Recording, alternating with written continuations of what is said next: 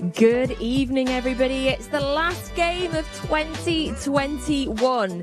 Now, the last top flight meeting between us and Brentford was way back in 1937-38 season. That year, the Bees beat us home and away. Now, we were reigning champions that year as well, and we got relegated at the end of the season. So typical City goes all the way back to 1938.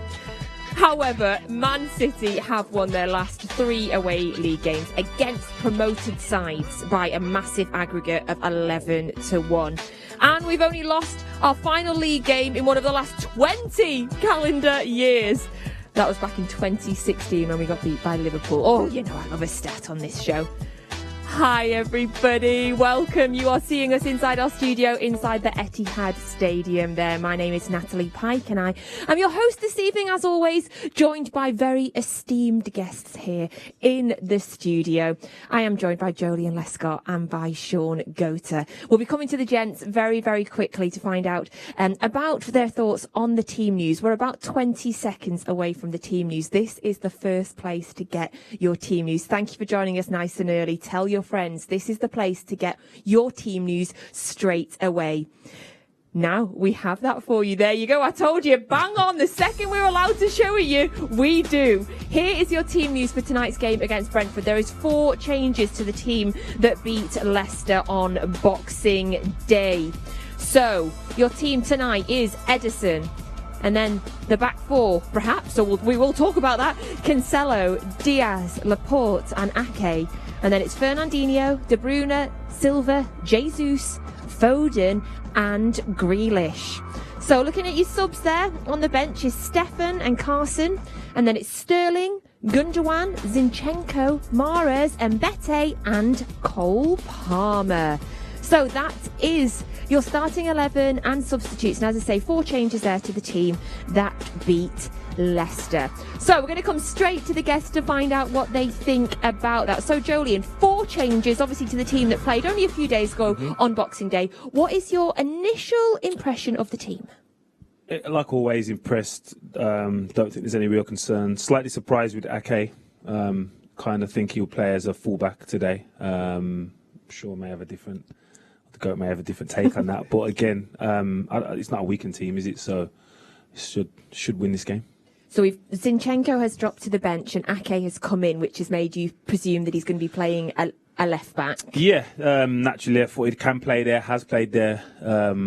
So I would expect him to fit in there seamlessly. Can play midfield as well. So I know how Pep likes to use fullbacks to come inside the pitch and create overload. So again, covers all bases in that area and obviously can defend. So I don't think he'll be out of place if he has to play as a fullback. It may be more uncomfortable going forward, as more defensive fullbacks are. I was one of them. But again, I'm sure he offers different strengths to what we've seen previous. And Shaun, what do you make of that? Do you agree with Joleon in terms of where Ake might play? Well, that's a great thing. We can never really guess what Pep's going to do. We'll come with 5 different options, and there'll be a 6th one we haven't thought about. I tend to think that when I look at the 3 centre backs in Diaz, Laporte, and Ake, I think that's essentially in possession. We play for 3, and I think Cancelo, if he were to play left back, will tuck inside and play alongside Fernandinho, so almost making a box midfield. So as we see it, we think Cancelo could essentially play on the right-hand side as a right back, but I'm thinking it actually would be a back 3, with a back 3 with Cancelo on the left side coming into the midfield alongside Fernandinho. Who knows? But this is a great thing. We can never figure Pep out. But, when I look at the team, the other thing I have is, in terms of De Bruyne, and is it De Bruyne that will play the false 9 or will it be Foden? De Bruyne plays it brilliantly. He's there. He drops in. When he drops in, he's the awesome midfielder that he is. Foden also has played there and does a superb job. So I couldn't tell you. You got Jesus there as well. Yeah, Jesus. Yeah, he's a striker. Yeah, there's so many options that he's got. You just don't know, and that's the beauty that we're guessing. So, for opposition managers and players, they must be sitting in the dressing room thinking, what could come at us from it, and who can come at us from every direction. It is one of my favourite games where who's playing Pep roulette. where. Yes, apart from fantasy football, obviously. Yeah, but, that's I'm happy tonight because I have Foden in my team. And I've got Foden. Yeah, Phil was just about to come out as well. He was just about to come out, but he stayed in there. And then Raheem, he's in there. He's always in there as well, and he's not playing. So I need to have a word with Pep. just for the sake of your fantasy. Yeah. So the changes we've mentioned there, Ake is come in. The other three changes, Jesus, Foden, and Grealish, all come in, which again just highlights the incredible attacking options that we have. I mean, we've said quite a few times now about the incredible goal stats that we've had this year. 112 Premier League goals scored in 2021, just incredible. We've scored at least 2 goals in each of our last 6 Premier League away games, and obviously we know that we scored 6 and then 4 before that and 6 before that. But looking at the starting's kind of front line there, Joleon, do you want to play who do you think's playing their game? I think the front three will be Jesus, Foden and Grealish. I think for some reason Jack will be false 9. Again, I've seen him there. What was it? Watford the first game? I think he looked comfortable there as well because he's allowed to drop shorter and pick up the ball and create things as much as responsibility of having to score and put himself in goal scoring areas. But yeah, I think that role suits him more so than other roles in the team. I think the other players can all play there in terms of Jesus and Foden. I think they can all play middle, left, right. But I think Jack's best position at this current moment is as false 9. Do you think we're still trying to work out? Do you agree with Joleon there, Shaun, or are you still trying to work out where Jack Grealish's best position is in our team?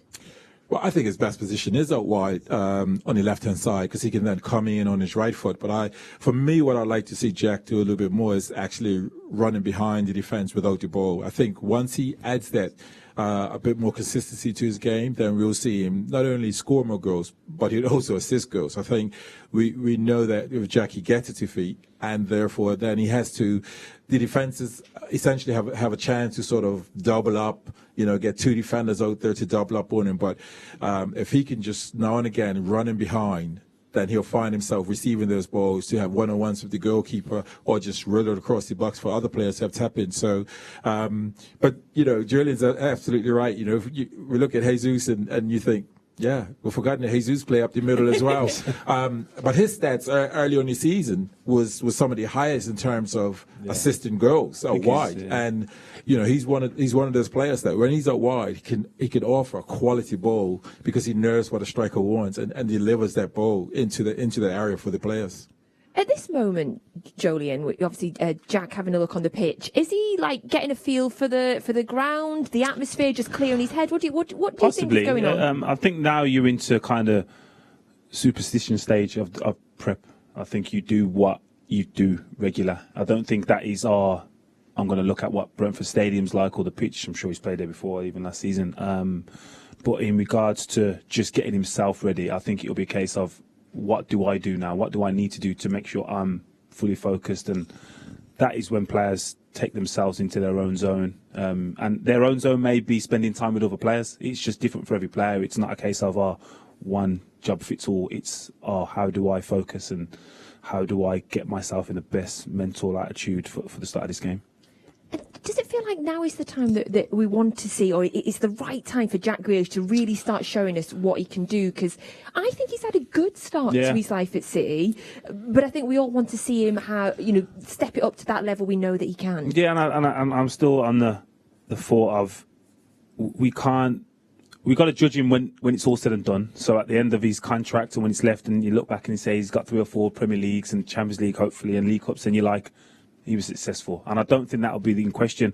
I just think people want to judge him now on the fact that he hasn't got as many goals as he got for Villa. But I'm saying he receives less balls than he does. He's, in the greatest respect to Jack, he's one of our front three. He was their focal point, so everything went through Jack. He was allowed to go where he wanted to create opportunities for the team and himself, where that's not the case. We already know this team doesn't need any one player in particular. Like Cancelo, how amazing has he been? Our best result was he wasn't in the team. You know what I mean? 7-0 against Leeds. So we've got Kevin De Bruyne, arguably one of the best players in the world, missing for large periods, and he's not missed in our team. So I think in terms of what we expect from Jack, I just think we've got to understand we're asking for more returns with less opportunities, which is a little bit unrealistic.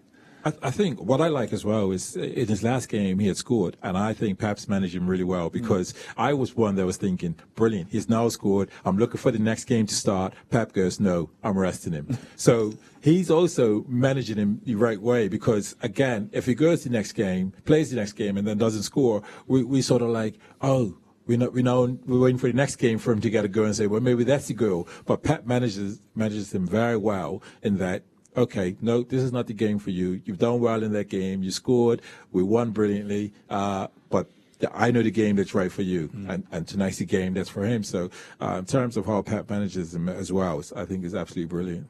In terms of the squad as well, there's been a lot of talk in various press conferences and by different people about the sort of fixture schedule at this time of the year. Obviously, we all know, we love it, you've played it, it's a busy time of year. So in terms of the squad that we have, it's brilliant, isn't it, that we can bring Jack and Phil Foden off the bench and Jesus off the bench. Give Raheem, who's on fire at the minute, a bit of a break. Do you think that is just rotation managing the fixture schedule? Yeah, I think that's always been the case. I think this is probably the only fixture in regards to the scheduling that is unusual. Like you played, 40 hours ago, whatever it may have been, 48 hours ago. So, again, this is probably the only game that will be unusual for the players and the manager. But in terms of the rotation, I know they focus on the game in hand, but they also have in the back of their mind next game, because if this was a must-win, in the greatest respect to Jack and to Phil, Raheem and Riyad start in the form they're in. They start this game if it's a must-win kind of thing. So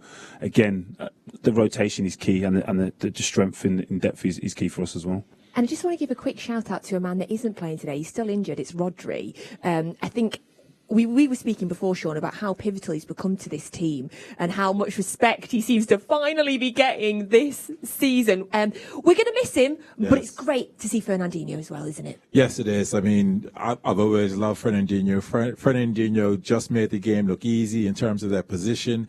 But Rodri being out, when I watch him, he just seems to show up at the right time. When we're in tight little areas, he shows up to receive the ball and bounce it out, and all of a sudden that pressure of potentially us losing the ball, we're now in good possession. So his positioning, his reading of the game, his ability to again not sort of live there but arrive there at the time to sort of receive it and go to the other side is absolutely brilliant. And I was one of those that was like, I need more from you.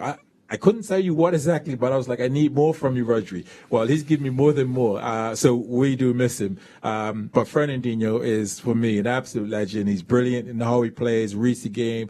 Obviously, the physicality hasn't been in for a while. When he plays, you think, this guy's like he's never been out. It's the consistency of all the players. It's just really it amazes me, because I know when I was out 2 games, I was like, I need 5 games to get in my rhythm.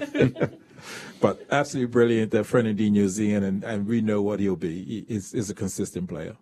Thank you very much. If you would like to ask our guests any questions today, of course, you have the WhatsApp number that is on your screen. You can do that to ask them about tactics, today's game, anything about their career, anything you've always wanted to know about Joleon or Shaun. This is your chance. So get that in on the WhatsApp, and I will ask them some questions before the game starts today, then at half-time and at full-time. I'll try and squeeze in a few as well. And of course, you know that if you're not watching the game live on TV, or indeed, as I always say, if you are, mute it and get your commentary from us, from the Manchester City app. Not from me, that would be rubbish, from the wonderful Alistair Mann. He's joined today by Michael Brown. You can get that full commentary on the Manchester City app. If you don't already have it, get it downloaded in time for it. It is the best place to get your commentary. And you all know by now how much I love Alistair Mann's commentary. We're going to be having a wonderful game a little bit later on where we're going to be asking you to guess which game matches Alistair Mann's commentary, and I'm very, very excited about it. And again, there was some wonderful commentary from Alistair Mann for the Boxing Day game as well, and what a wonderful game that was as well. It just topped off my Christmas very, very nicely indeed.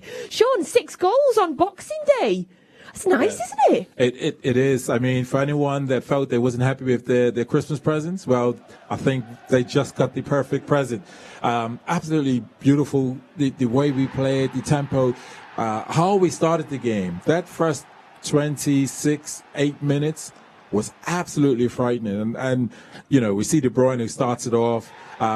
I actually thought, a penalty couldn't be taken any better than Mahrez's penalty. And then I saw Sterling step up and take his penalty, and I went, I don't think it gets any closer to the top corner than that. And what I like about those two is they're really stepping up, because when I say outside, there's probably some fans think we don't quite have penalty takers. I think those two are saying, no, we do have penalty takers. I'm one of them. That's what Mahrez is saying. That's what Sterling is saying when they have penalties. And this is really good to see now. We're in this place now where we've got players that want to take the penalties, and they're showing them. They're saying, hey, you take one, I'll take the next one. And this, it doesn't get any further in the top corner. I mean, absolutely brilliant.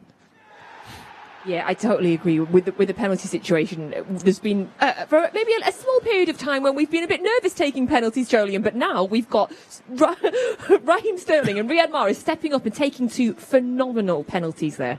Yeah, I think it just shows that the togetherness. If Shaun was probably like that himself in terms of, I want to score. So if there's a penalty and I'm on 4 goals, I want 5. You know what I mean? It wasn't looking to share, which doesn't seem to be the case. I also think it helps kind of keep the opposition goalkeeper guessing as well. Who's going to step up? Where's he going to take it? There's obviously more options there to combat. So, again, nothing this team is doing at this moment is surprising me. Again, they just seem to be a well-oiled machine that works and wants to play for each other. Just on that point, talking about goalkeepers, knowing where the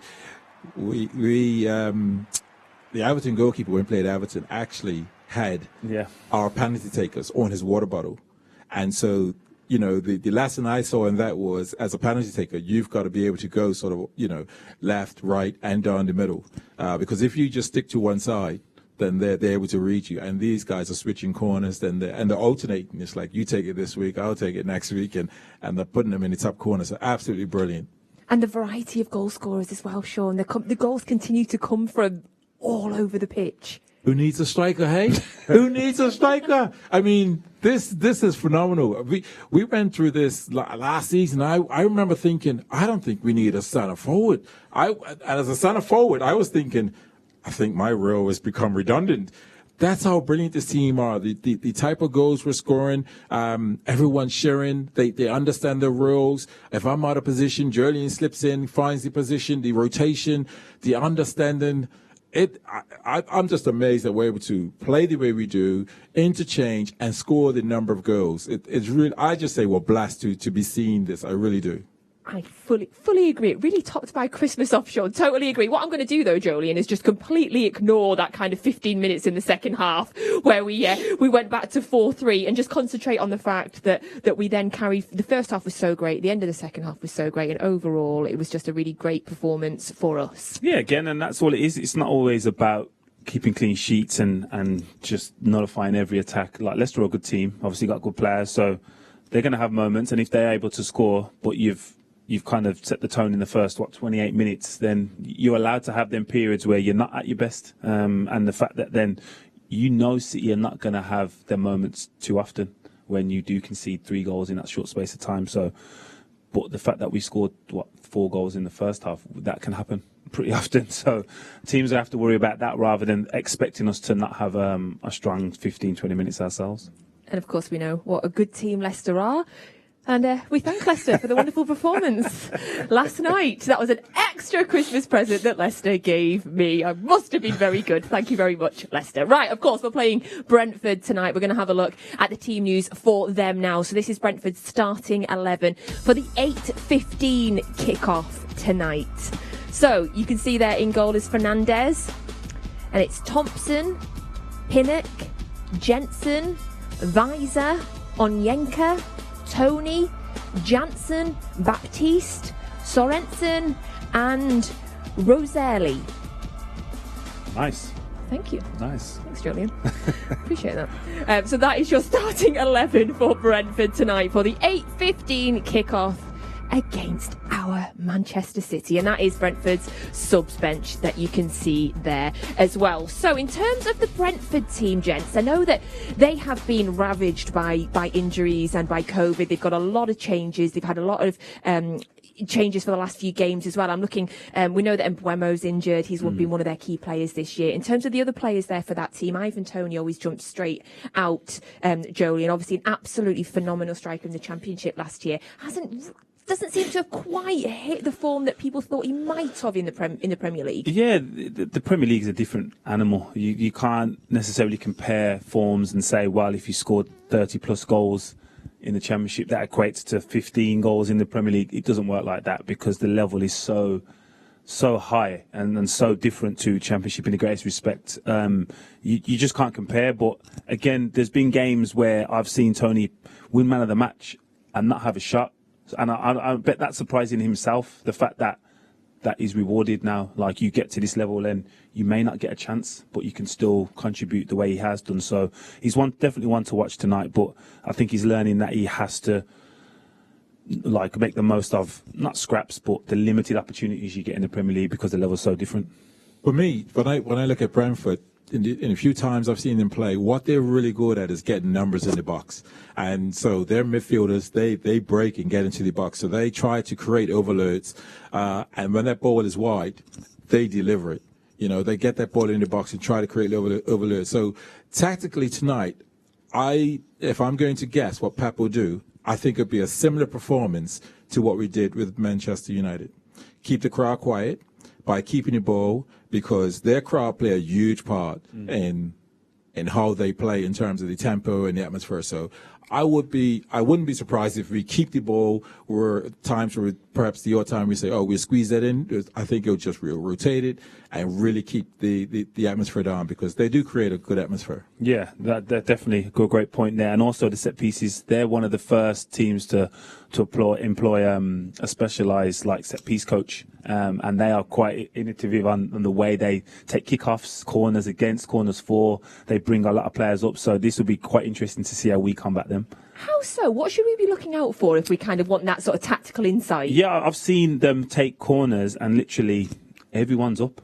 They have no players back. So it means, do you risk then leaving some players up and leaving yourself outnumbered at corners against, or do you go, no, we're just going to be strong and guarantee our keeper or defenders are going to head this away, and then you can have a 1v1 so potentially. defending corners, they have everybody up, or attacking corners, they push everybody high. There's no one on the halfway line that you come accustomed to seeing and stuff. So again, they have some unique set pieces which are quite interesting. I put us down for a counter-attack goal then. I was just thinking that. Yeah, you could do, as I said, I've seen it, and it wasn't like a small game. They did it in the playoff semi-finals where they risked it and they scored. They conceded straight away from it, but they believe that it's the right thing to do. And these are a unique operation in the way they do a lot of things, and the stats-based rules, their decision-making, should I say, and they look at it and say, well, if we get the ball in this area, it can only be clear to certain areas, which means we pick up second balls a lot more, similar to the way Sam Allardyce used to think at Bolton, but they have a really unique way of operating. That's really interesting. So for those of us, obviously, that don't have the kind of the inside knowledge that you both have, what is that then that makes them so different to what's everybody else doing? I haven't been able to witness it, but I've heard that as well. And I suppose a simple term of that is okay, this particular player forward gets 5 chances and 4 are on target. And if you have 4 chances out of 5 on target, you're probably likely to score. So, and if you could look at that same with a defender, a defender that perhaps in one-on-one situations don't go to ground, stands up and gets something. He either gets a tackle in or he toe pokes the ball away. So I'm rather intrigued by their stats and how they recruit. But yeah, apparently they recruit this way, and this is I spoke to someone. I went for a job opportunity there last season and met some very interesting people, and the way they think about the game and the way they operate, and they believe, with how they've recruited their squad and how they played last season, how they performed, they will finish around 14th this season. That's what they've predicted on the stats that they have, in terms of goals and chances created and goals conceded. So again, and it's not like I was just plucking a number out of the sky and assuming this could happen. They honestly believe, with what they do and how they play, these are the outcomes. And again, it's proven right, because they've had success so far this season. And they're in 14th. It's crazy, yeah. Right now. It's wild. And I was told this earlier this season. Like, so for them to be 14th now and we've been complaining they're on a bad run of form is quite surprising. That's absolutely fascinating. I feel like we could talk about this for a long time, but obviously we're a Manchester City programme, so maybe we need to do a Brentford tactical special somewhere. But that's so interesting. Thank you so much. Now, of course, the last game of 2021, and we know it's been a tough year for so many around the world, but we hope Manchester City has helped you smile and really helped improve and give you, I mean, I know how much Manchester City doing well this year has meant to me. So what we thought we were going to do in the last game of the year is have a look back at some of our best moments in 2021. And we're going to start with our best goals. Now, we showed a few to the gents before, and we've let them kind of pick out and give them an order. But of course, you can work out which one you would have had as your favourite as well. So we're going to have a look now at our top 5 goals from 2021. Now, Shaun, this one first. Ferran Torres against Newcastle. This was a heated debate between the two of you. Yes. What do you make of that finish? I think that's an easy-ish finish from the point that you just deflected goalwards, and then it's either the keeper makes a save or he doesn't. So I think a centre half, a midfielder, a wide player can score this type of ball. Now, the discussion was on the movement. I said that's a whole other discussion. But I said once he gets there and he flicks it on the outside of his foot, I think it's a natural and easy thing to do. Yeah, it looks spectacular. He's a goal scorer, so everything's going to look easy to him. Like, I'm just coming from a defender's point of view. One, the finish was special, and we can all see that, but there's not many non-forward players that can make that movement, the timing of it. So that was what I was considering. I agree with that as well. The movement is spot on. Like that is not an easy thing. So that's the reason why I would have put it higher than the next goal we're going to see. I love a spectacular goal. I love it. I don't think about the technicality. I'm just like, whoa, amazing. Right, let's have a look at this one. I do love a goal against Manchester United. There had to be one in there this year, didn't there, Shaun? Well, yes. Well, for me, I was trying to have this as number 1 against United, but just trying to get extra fans. Come on, go. But listen, it's Fernandinho. Decent technique again. It hits the ground a few times, but again, it's on target, and the keeper doesn't save it. So because it sort of looks as though it's bubbling in, he still hit that ball. Joleon thinks he's sort of a bit of the Sheehan. It's not as clean. It's not as clean, It's not as clean as the other strikes we're going to see, but again, it's tidy. It's outside of the Bucks Valley at Old Trafford. Yeah, it's not. Doesn't matter if it's clean anyway. Don't matter what it comes off, does it, Shaun? As long as it goes in. So many goals like that. 3-touch finish. Right, our number 3, what we thought was our third best goal of 2021. This could easily be number 1 just because it's him. Yeah. Oh. Like, this was like playground stuff. What I like about it, the first defender, he says, "You're a mannequin, stand up, stay there," and just leaves it. But he used the second defender as a blinder for the goalkeeper. The goalkeeper can't quite see the ball, and then just uses the outside his foot and just feeds it into the corner. It's an absolute brilliant goal. Because when I saw it, I was like, this could go up to number 1. There's your mannequin. And then he goes to the. But these are decent defenders. Yeah. Sergio makes decent defenders look average because the quality player he is. Yeah. And the fact, you say, Joleon, the fact that it was him as well in his last game, and he's breaking the record for most goals by a player at a single club. Like, it had importance, it had meaning, it had emotion. I wish I would have known all them stats before. It would have been number 1. It would have been number 1, yeah. Sergio. I was trying to get it number 1. He wasn't. You wanted all of them? You wanted them all number 1. Let it go. Shaun's the ultimate whole hype man. I always say it. So, what was number 2 then? Oh, hello, everybody. Yeah. Hello, Rodri. Everton again. This was clean as a whistle, as they say. This strike here, and it just sums up his performances, like clean, understated, and then he goes and does this. Because again, it's not really an opportunity. There's 5 or 6 players in front of him, and he's just struck so clean through that ball. GPS, back of the net. That's what it says. It's a bit of pressure comes on, and because that pressure is probably still 2 yards away, a player could slash at this, can go high, but he just catches it clean. 2 goalkeepers doesn't stop this, and Joleon's absolutely right. The form that he's on, this is what we're getting from him. Oh, I love that one as well. Oh, we are blessed for the goals that we have seen this year. And the number one goal, all three of us immediately said this has got to be the best one. I was here watching it, and when it first went in, it's one of those moments where you take a deep breath and you're like, wow, have I just witnessed that? So our best goal of 2021 is? Yeah, a counter-attack that are not known for, but this finish, all elements of this, like ball down the side, cross, and it's like a training round goal. You only try this when your confidence is so high that you don't even worry about the outcome. It's just like, because he hasn't slashed that. That's controlled side foot. He's not looked at the goal until the ball's left his foot. Ridiculous. We scored so many beautiful goals, but Joleon's absolutely right. We counter-attacked the team. The ball, there was a bit of interplay on the edge of our box before that ball gets slid down the side. So the finish, it warranted with what we did, the bravery to play on the edge of our box. And then he has a decision to make, and top players make the right decision. A player can bring that ball down. Perhaps the defender can recover, but he hits his first time. The goalkeeper isn't really got the time to set, and it just finishes off a beautiful move. It really was. And but to the producer, how one of De Bruyne's goals ain't got in there, because that boy he scored screamers. He scored screamers. There's just so many.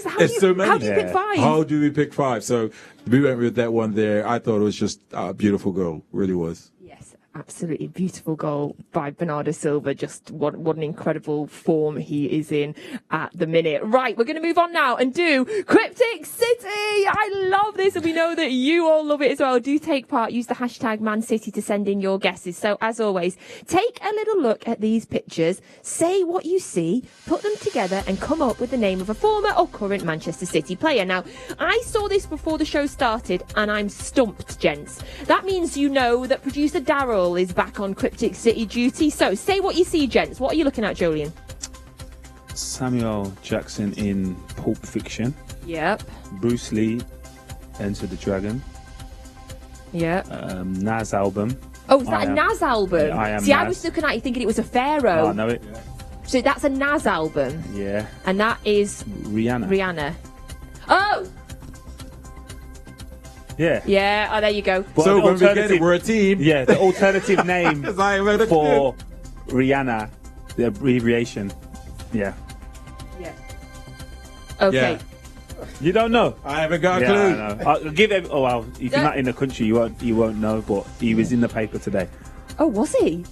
Discussing a conversation he had with a previous manager. Oh, interesting. I'll need It's to good. find out Yeah. about this It's after. good. It's good. It's a good story. I can vouch for it as well. It's true. Great. I cannot wait for that off air. Can I get the full unedited version? Yeah. So what did it there, though, which was really interesting, was when I looked at it, I was stumped because I thought that was a Pharaoh. But as soon as you said that was a Nas album, every other picture clicked in place for me. Yeah.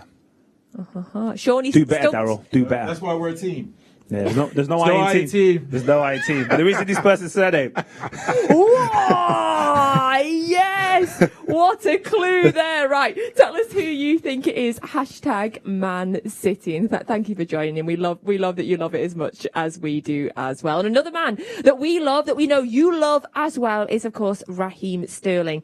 In his last 4 games that he started in, he scored 4 goals. He is on absolute fire. And I love to take the opportunity to talk about him and to big him up whenever we can on this show, because I still feel like we don't big him up enough and the world doesn't big him up enough. Now, I know you're a big fan of Raheem Sterling, Joleon. Yeah, massive, like achievement. What he's done so far for in the game himself, for the club, and what is it? He's on course to score in 5 games consecutively, which remarkably hasn't done already, which is a surprise. But it's crazy because I don't think we're seeing the best form of him, but his goals are just contributing to wins. Like, I just feel he's at a level now where Raheem doesn't have to play well to impact the game, and that is a sign of a world-class player. I think, we want him to go past every defender all the time and create multiple opportunities, but I think he's just learning now to just impact the game and where he can be at the right times and just have a say on the outcome, and that is, for me, again, is a remarkable trait to have. We're seeing his last 4 Premier League goals as well. Here's the one, obviously, against Newcastle. A variety of finishes from him as well. We're seeing penalties, we're seeing close up, we're seeing a good variety from him. Well, what you see quite regularly is him being inside this far post. This is something that he's added to his game, along with running in off the line. I like this because, this is what Pep is asking why players were to be inside that post for those tap-ins. Just going back to that penalty that we saw, I love the fact because, we saw that one, he went down the middle. This one, it can't get any higher in the top corner. And this is having that variety of where you take penalties. Keeper goes the right way, but, 2 keepers that go the right way still doesn't save that. It's just so wonderfully struck right in the top corner. I see the maturity in his game. He quietly goes about like that. He's the first to react. He's the first. If you look at his movement, as soon as it goes over his head, he's ready, and he doesn't even know where the ball's gonna drop or fall. But again, you can't necessarily teach things like that. You say he doesn't, but I would say he does. And the reason I say that is because when you have a knack, you just know the ball's probably good. But that's what I mean. 80% of the time it's going to fall in this area. And he's gambled there thinking it may come here. That 80% chance. And I think we've seen him do an interview where he's now got the bit in his teeth where I want to score goals. I enjoy scoring goals. I want to impact games. And we're seeing this in his games. I love a stat. I love a freaky fact as well. This one, when I heard this, made me go, whoa. So I know you're going to love this one. So there's 32 players in the whole over 100-year history of our club have played more games than him. There's only 32 players that have played more games than him. Now, listen to this. He's played as many games for City, 316, as Yaya Touré did. That is insane, isn't it? It doesn't feel like that many. No, I wouldn't have been able to guess that number. What has he been here 6 years? I want to say 2015 or 2016. It was before, the year before 5 or 6 years. The year before Pep. So 6 years. So again, it's when I think that, then it doesn't surprise me because we all know, and Pep spoke on it numerous times, how little recovery he needs. I remember a game, the start of the season 2 years ago, I think it was. We played Arsenal first game of the season. He scored. I don't think he'd played a pre-season game. I think that was his first game after an international tournament. I was just like, he must be like a freak, like the way he must recover and just keep himself prepared and right to go because that is an achievement in itself to always be available. There's not many times I can think of when he's not available. Yeah, form and things has an impact and stuff, but in terms of making yourself available for selection, that is a huge achievement to be ready all the time. And he's still so young as well. Is he 26? It feels like he's so young. So he's made more appearances now than Tony Buck did. Obviously, one of our greatest captains of all time, a real living Manchester City legend. He's made more appearances than him now. I mean, absolutely frightening. This shows you the consistency of not only him playing but scoring the goals. And I can't remember it at the moment, but we know the amount of goals that Sergio has scored for us in this club. And Sterling isn't a million miles away. He isn't a million miles away from him, and it just sort of brings into context if he signs a new deal, which we all hope he does. We spoke on it last time I was on the show, and he keeps his average of 20 goals a season up. He finishes more goals than Sergio. Just to think that, just to put someone in that, and it's not like an unrealistic achievement. It's realistic that he could do that. He can get another 10, 13 goals this season, and no one would be surprised. So that would be another 20 goals on top of his tally. And putting him in more appearances, he'll be in the top 10 appearances for the club in the entire history. Again, I think hopefully he signs and he stays. I know his contracts, he's not like he's up for renewal or whatever, but I think if he does that, I think he goes down as one of the greats, 100%. Yes, me too. And I think maybe at some point the entire world is going to click on and realise that he's going to start getting the respect and the love and the admiration that he really, really deserves. I don't think that will come because I don't think he wants that. I don't think he plays for that. And I think we've had players like that in the past, like David Silva, like Sergio. I think Kevin De Bruyne to a certain extent. He gets accolades and he gets recognised, but I think the beauty of our players is that they don't do it for that. None of them seem to want personal accolades, which is a great thing, and I've played with some of the greatest players here, and they never wanted to be singled out for praise. They always looked at it as this is a team effort, and it seems like they've got that now. Maybe it's a fan thing, you know. Maybe it's like a protective thing as a fan. Like, we want them to be recognised.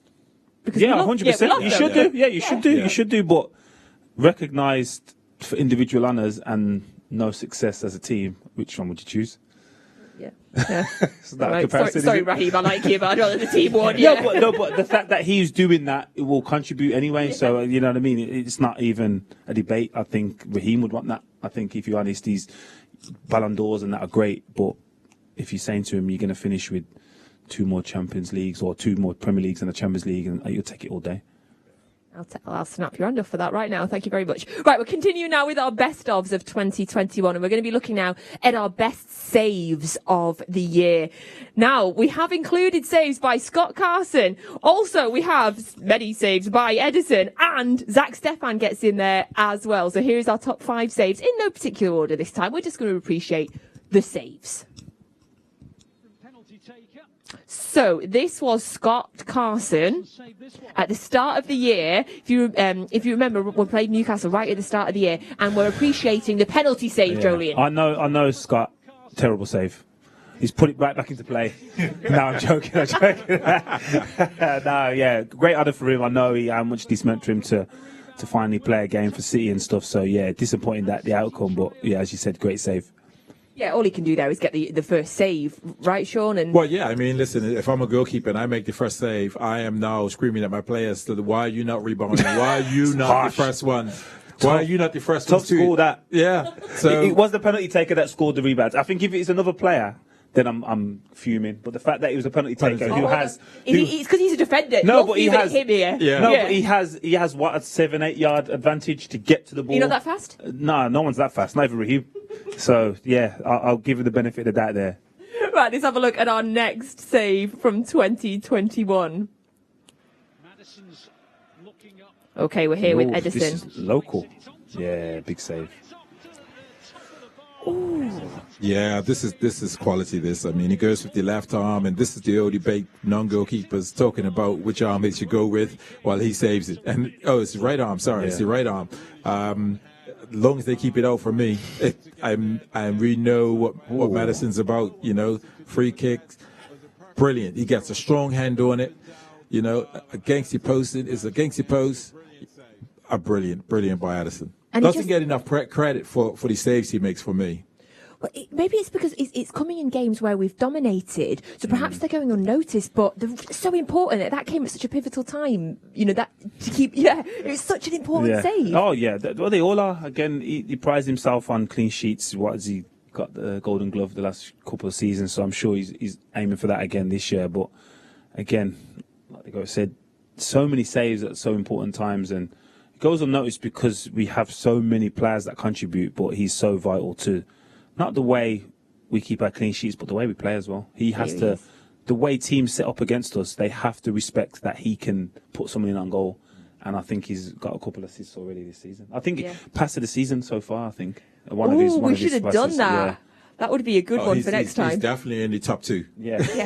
Is he your favourite, Shaun? Is he? Another one of my favourites. Right, another Edison save now here. Just enjoy the marvel that is Edison. So this one is from the Wolves game.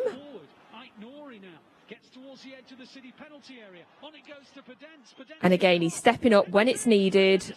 And yes, I like this, having a go at defenders as well.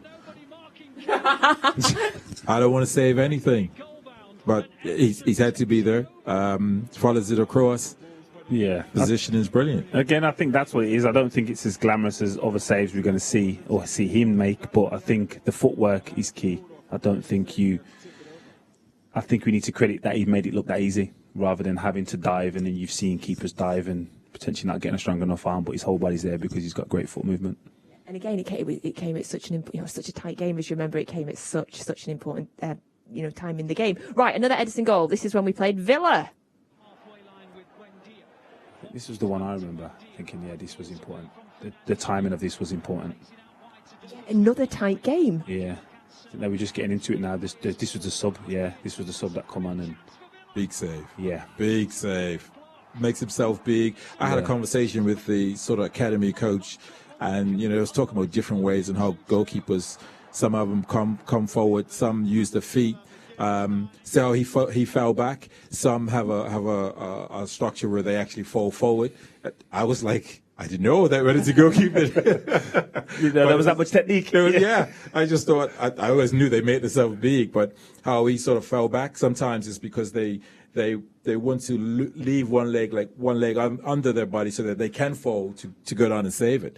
And I found that rather interesting. Like I didn't know this sort of detail went into goalkeeping rather than just make themselves big. No respect shown there from the goal. Just save it. Put the gloves on. Yeah. Put the gloves on and save it. Yeah.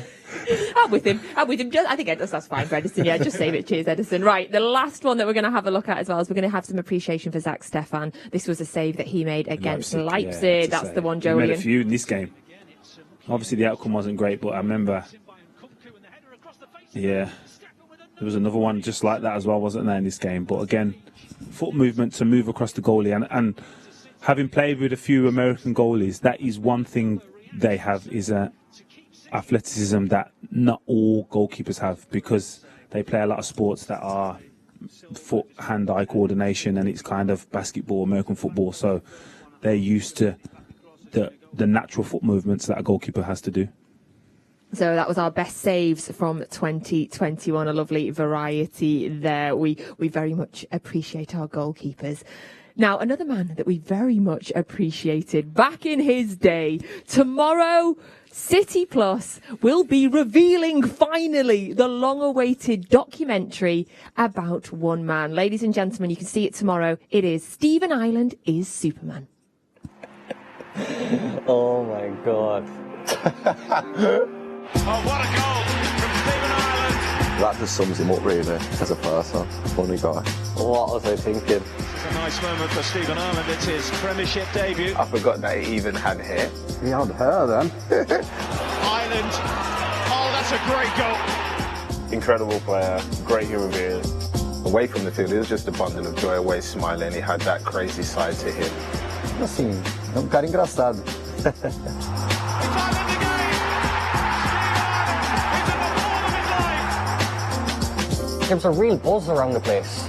Mark Hughes coming in, some new players coming in, the new owners coming in. There's a real buzz. It's Ireland. That is a terrific goal. That year he was far and away my sort of hero because he was just so good.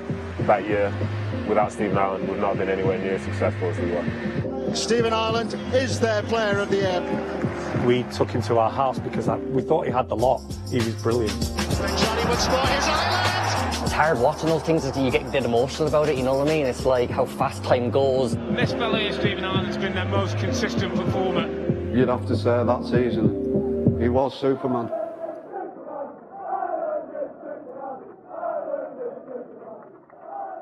Ireland is Superman, available on City Plus tomorrow. If you've not joined City Plus yet, honestly, you are really missing out. The incredible quality of documentaries on there. You have to get yourself on to have a look. Now, we've got the perfect guest in the studio today to talk about Stephen Ireland, because Joleon, he's one of your good friends. Yeah. I was literally with him this afternoon, down five-a-side and stuff. But yeah, he's lucky enough to play with him here shortly again. But when I'm hearing the comments there from the lads, like exceptional player, like top player.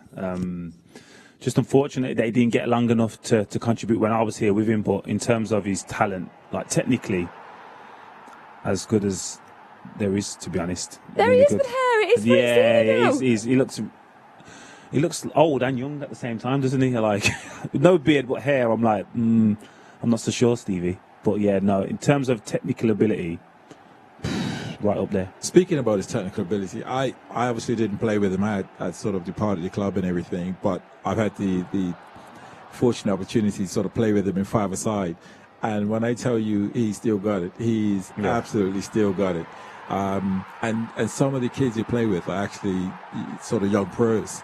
And so they got this energy, but he, the technique and receiving it and turning, the awareness to one touch. I'm looking and just thinking he has still got it. Yeah, what a brilliant player. I was fortunate to be around it, but you could see his how he was in terms of a bit of a joker as well in and around the dressing room. And I think you need these type of players, but they go out there and they perform as well.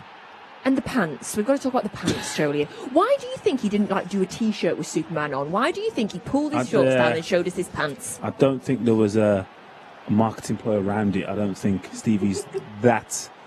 I would have had Superman all over. Yeah. I think if into this era now, I think it would have been more accepted and obviously embraced a little bit more. But I think that was just a thing he liked to do and say. And I know some of his cars had the Superman emblem on as well, which he got ribbed about. So, but Stevie, top talent, top guy. We loved him. That's why we called him it. And what I picked up on there as well, Shaun, have you finally got an invite to the legendary five-a-side team? That must have been a different level because he wasn't there today. I did, and let's just say I've not been fit. I told him this. I did tell him this. Oh, it's a good level. It's a real level. He texted me and said, "Can I come down?" I said, "The level's quite high." He said, "I'll take that custard pie as I can't come." I said, "I'm just saying the level's quite high. It's not a place you go to get fit. There is not. You got to come there fit." Oh, because again, some of the players are actually pro players. They're playing so now. It's a real level. And I realized this is the only time I actually accepted them ignoring me. I'm like, I'm free. The goal's right there. Give it to me. I was like, they ignored the goat. And I was realizing, they realized that the goat wasn't in, he wasn't on it. But no, it was a real good standard. Ireland is still doing it. He's got good feet. And I was like, okay, I'm on your side every week. How dare they ignore the goat? How dare they? I wasn't there. Not that week.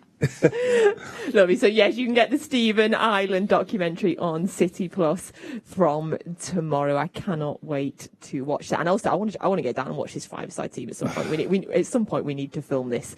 Now, something else that I absolutely love, and I hinted on it earlier in the show, and you will know by now how amazing Alistair Mann's commentary is on all of the Manchester City games. We adore him. He's such a passionate blue, and he comes out with the best one-liners ever. So this is the game I've been waiting for all year, gents. What we're going to do is we are going to play you a line from Alistair Mann, a line that he used in commentary. It's the clip it from the commentary, and then you've got to work out which moment of the last year he was talking about. Happy with that? Yes. Okay. So, right. I'm so excited by this. Here's the first one. The tackle of the century. No, I know that. It's as good as a goal. Brilliant. That's the one I know. There's Liverpool, Anfield. Shaun, you having that? Liverpool? Oh, we're a team, aren't we? Or are we doing against each other? No, we're a team. Who was it, though? Who made the tackle? Rodri. Yeah. Was that Rodri versus Liverpool, the tackle of the century? The tackle of the century. It's as good as a goal. Brilliant. Absolutely magnificent. I love that one, the tackle of the century. Right, the next Ali Man commentary line. What incident was this? Or moment? Oh, that's a horror challenge. That's a horrible challenge. I tell you what, he gets a booking. It was a dreadful challenge. Okay, can you remember? Okay. Where was the horror challenge? Horror challenge. Hold on. Was that on? I'm thinking. I can't remember which game, but I'm thinking somebody on De Bruyne, was it? No. Do you know? On De Bruyne. I have seen them, yeah. I'm thinking, but I can't remember what game. Horror challenge. Yeah, I knew that was going to be that as well, but and the challenge wasn't that bad either. It wasn't that bad. Something's telling me a tackle on De Bruyne, but I can't. Let's have a look. Let's see the horror challenge. Oh, that's a horror challenge. So that is. That's a horrible challenge. I tell you what, he gets a booking. So that's Grealish. That is Crystal Palace. Yeah. Horror challenge. Was it horror challenge? Nah, it was. Listen, we applaud Fernandinho for challenges like that, so it can't be that bad. No. Absolutely. Alistair Mann's commentary on Fernandinho once is brilliant. Right, the next one up. What line is it going to be next? Oh, he's left the floor. Martin Atkinson, you are right.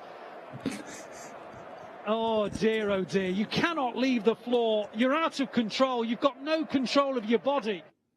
No control. Obviously, someone's got sent off. No control of your body. He's off the floor. He's off the floor. Start of the season. I'll give you a hint. Yeah. Start of the season. It was towards the start of this season. Right there, then. We're playing them soon. Chelsea. Right, let's have a look. Let's have It a is look. Arsenal. Martin Atkinson, you are Xhaka. right. Oh dear, you cannot leave the floor. You're Is that out a of red, control. Joleon? You've That's got a no red card. control of your But body. it's not like... When I'm listening to the commentary, I'm thinking it's waist height. That's what I'm thinking. Yeah. I'm thinking like he's coming Yeah, up. he slid on the floor and his top leg's off the floor, which has to happen. But yeah, it's not that as bad as it sounds. One out of three. 1 out of 3. Are you guys I'm stuck 1 in out this of 3. game? Yeah. Right. Is the guy going to join in? Joe goes in your team. No. He's a play actor. We've got an actor here. The Oscars are going to be announced in maybe a few weeks' time. You know who this was? Well, think Someone about rolling around. who have we played that's had a Yeah. team full of play actors? Oh, there's a lot of players that do. Play actors. Is that a Palace game as well? No. Though.